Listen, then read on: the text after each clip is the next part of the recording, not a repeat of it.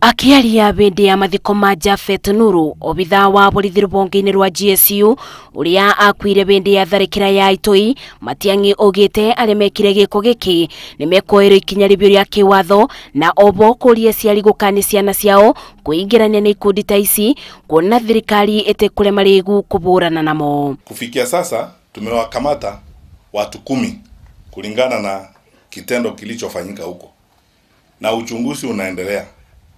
Na ninawahakikishia ninaweza kuhapa mbele yenu hapa leo kwamba tutawasaka kila mmoja wale ambao walihusika na kitendo cha uhaini kama kile tuliona pale Dusit. Bamwe na uguo Matiangí nierire maobithaa a borithi thirikari ni kuthina mbere na kugacirithia motungata mao na kurora weru motungata mao maurigitani niguo kugacirithia miturire yao niguo mathie na mbere na guteithika. Na hii kazi wananchi nataka kuhakikishia tunaifanya 24/7. Tuko tayari kabisa kulinda nchi yetu. Hiyo ndio kazi yetu.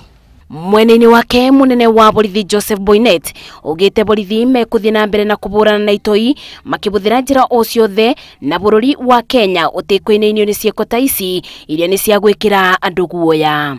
Tutasimama wima, hatutatishika na tutaendelea kwa moyo huo katika kulinda na kutenda mema kwa taifa letu la Kenya. Mathiko-ini maya mareme gwikinyitio ni atongoria matiganite mutongoria wa kiama kia ANC Musalia Mudavadi ni uritia Kenya kunyita mbaru wira uria urarutwo ni maobithaa ma borithi kuburana na utoi guku bururi-ini. Tusimame imara, tuwaunge vijana wetu ambao wako kwa security forces kwa dhati. Undu uyu ukite uriri thirikari ugite ni kuongerera bonge cia gwika uthuthuria niguo kubitana na cieko cia utoi guku bururi-ini. Ngiribotera Uhoro TV, njitagwo Masi, wadia wa Muriithi.